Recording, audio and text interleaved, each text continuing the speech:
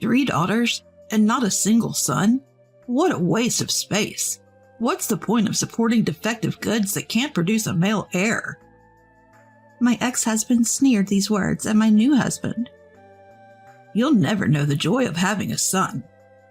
My husband looked at my ex with a puzzled expression. A defective product because she can't give birth to a boy? What are you talking about? My name is Cherie. Until I turned 29, I lived with my in-laws, who owned a generations-old stationery store beloved by the community. Kids in the neighborhood always buy their school supplies here. Last year, my father-in-law Jonas decided to pass the store on to his son David.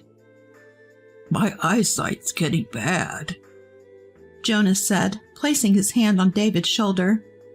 David sighed heavily, looking at me without responding to Jonas. Make sure the store doesn't end with me, Cherie. Here we go again. David has been pressuring me like this ever since we started dating. He always wanted a son, and after we got married, his tone and attitude became increasingly harsh. His mother, Annie, and even Jonas, who tries to be understanding, want a grandson. I had 2 sons right after getting married. You and your sister are both girls. Maybe it's genetic, Annie said. Well, let's hope for a boy next time, Jonas added. You wouldn't understand. Being a regular office worker's daughter, in our family, the eldest son has always taken over the business. Your job is to give birth to the next heir, David said. No one in the family ever stood up to David. I had a 3rd child, hoping that maybe this time it would be a boy and David would change. But yet again, it was a girl. 3 daughters. What a waste. Even looking at our newborn daughter, David didn't change his stance that anything other than a son was worthless. When our 3rd daughter turned 3, we got news from my in-laws, who were at the hospital, that my brother-in-law and his wife had a son. David kicked a chair and yelled at me before even considering congratulations. A son? Right from the start? Not like some useless woman who can't give birth to an heir. A wife like that is no different from a scam. David never laid a hand on me, but his sudden outbursts about having children were something I could never get used to. After berating me endlessly, David simply said, "Dinner," and stormed out of the room. Up to this point, I had been absorbing his anger and hadn't even gone shopping yet. Feeling tears well up, whether from frustration or sadness, I grabbed my wallet and hurried to the store. Once alone, I felt a bit calmer. When I returned, David's car, which had been there earlier, was gone. Did he really go out after telling me to prepare dinner? I was angry, but at least I wouldn't have to face any blame about the kids if I didn't see him. In the quiet house, with our daughters also gone, I waited alone for everyone to return. Then, a call came in from my parents' home. It was my mom asking, "David suddenly showed up and left the girls here. What's going on?" The girls? I told her I didn't know what was happening either and asked her to watch the kids for a bit before hanging up. I tried to reach David to get his side of the story, but got no response. After several attempts, I was about to leave for my parents' house when David's car pulled up. I rushed over to him. "David, Mom just called and said you left the girls with her." "Yeah, it's hard to manage all 3, so I dropped them off." "What?" "You're not needed anymore. Go back to your parents' house. We're getting a divorce." David pulled out divorce papers from his bag, held them up in front of me, and added, "Sign these." "A divorce?" There's no point in supporting a defective woman who can't give birth to a boy. Faced with the sudden word divorce from David, I felt a sense of relief. Maybe divorce was the answer all along. I returned to my parents' home and worked hard every day to raise my daughters. David did send child support every month, but he had no interest in his daughters, who couldn't be his successors. Moreover, the girls, who had never been close to David, had no desire to see him after the divorce. 3 years after the divorce, I met my current husband, Frederick, a doctor, and we got married. He treats my 3 daughters as if they were his own, and we have a good family relationship. One day while shopping with my husband, I ran into David. Our eyes met, and there was no chance to escape as he quickly approached. Long time no see. Ah, so this is your new husband. This was the first time I had spoken to David since informing him that I no longer needed child support due to my remarriage. I was a bit nervous about what he might say. I've remarried too. This is my current wife, Elise. As David introduced the woman next to him, she shifted the baby boy she was holding, as if to show him off. David looked satisfied and turned to my husband with a condescending smile. You'll never hold a son in your arms. She's defective. She can only give birth to girls. My husband looked puzzled. Don't you know? He looked at me and smiled. The gender of a baby is determined by the genetic information in the sperm. So if you really want to blame someone for only having daughters, it would be the father. David seemed offended by my husband's retort and raised his voice, even though we were in public. That's nonsense. She's useless because she can only give birth to girls. Wow, people still believe that myth? There's no scientific basis for that. Annoyed that my husband dismissed his belief as a myth, David snapped.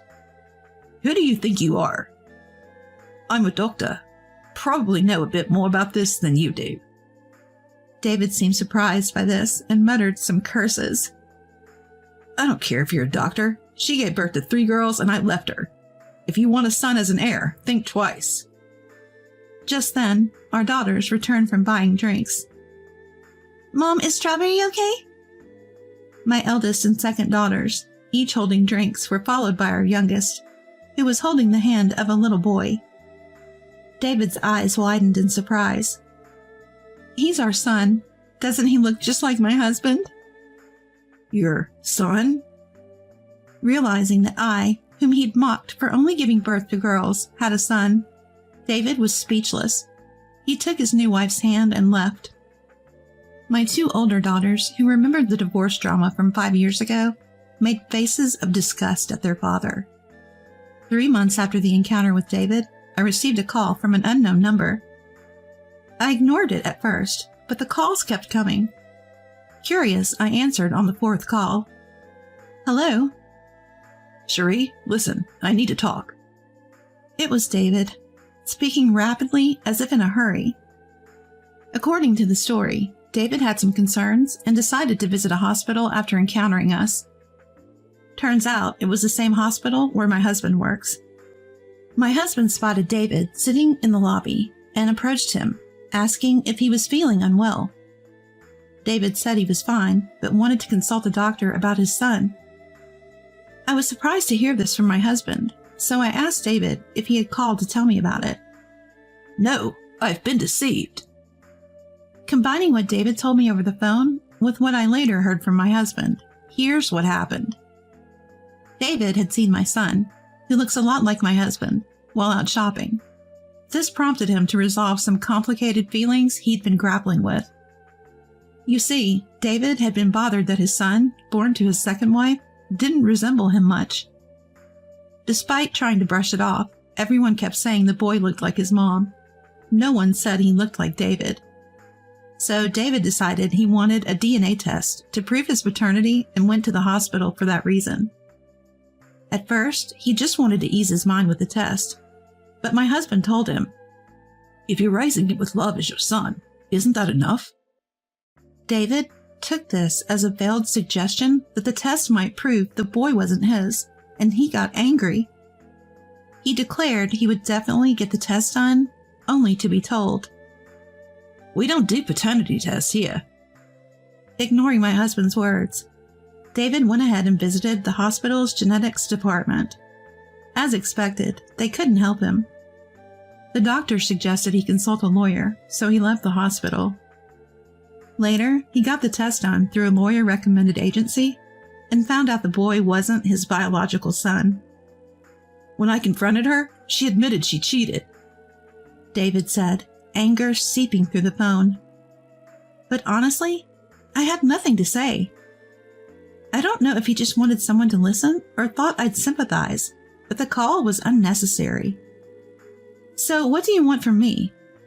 I'm not interested in your life anymore, so stop contacting me, I said, ignoring his desperate tone. I hung up and blocked his number.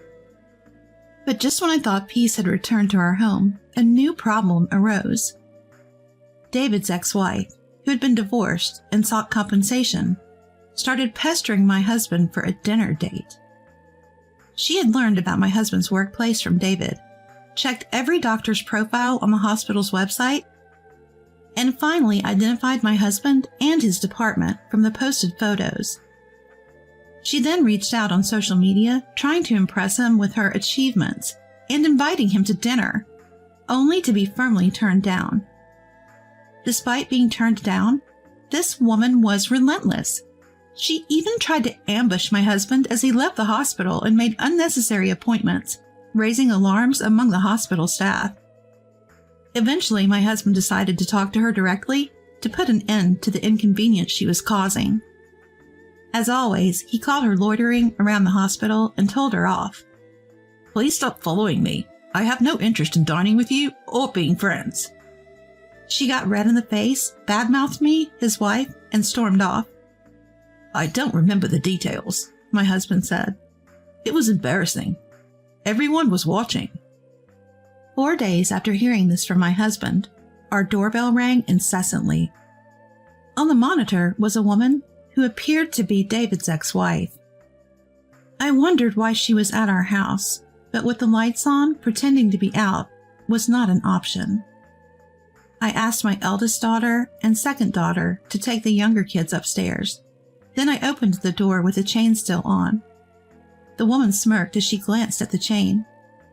Surprisingly, she seemed calm and called out to him without even trying to hide her hostility. Sorry to bother you at such a busy time, Super Mom. What do you want? I asked curtly, and she snorted. You're not very friendly, are you? Let's get to the point.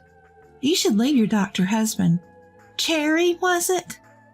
A woman like you, who can't even cook and has a bunch of stepchildren, doesn't deserve a doctor.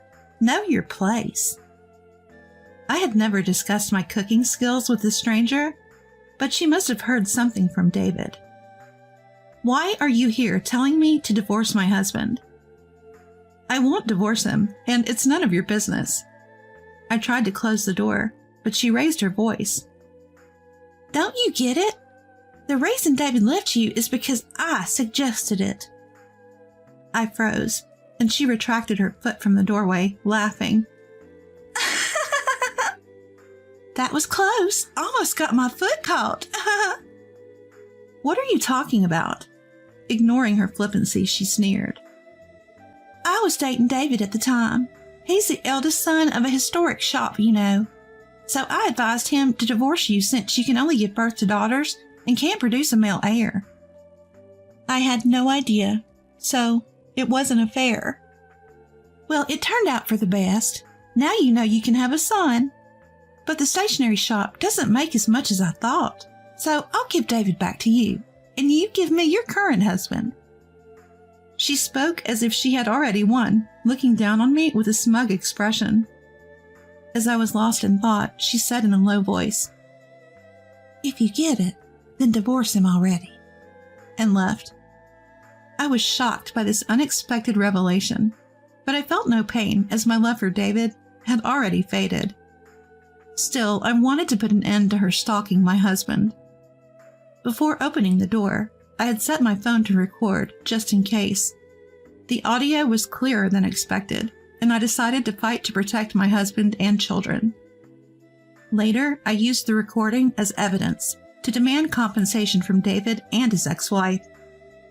She was reluctant to pay, saying I had also remarried, but I sent detailed documents to her parents prepared by a lawyer based on information from David. David also had resentments towards his ex-wife, so things moved smoothly. I don't know if he's remorseful, but he has already paid the compensation in full. On the other hand, Her parents were furious when they learned about their daughter's actions. They summoned her and her child to their home and promised to make payments to me. She couldn't pay it all at once, since she also owed David, but she's making monthly payments. It's funny to talk about a successor when we don't even know if they want to take over. And the idea that only a boy can inherit is strange. What kind of business can only be passed to a man? My husband, who has no plans to open his own practice, spoke in a relaxed tone. We hope our children find what they want to do in life. We don't worry about whether they're boys or girls. Our family here and now is what matters most. And so we continue to live happily.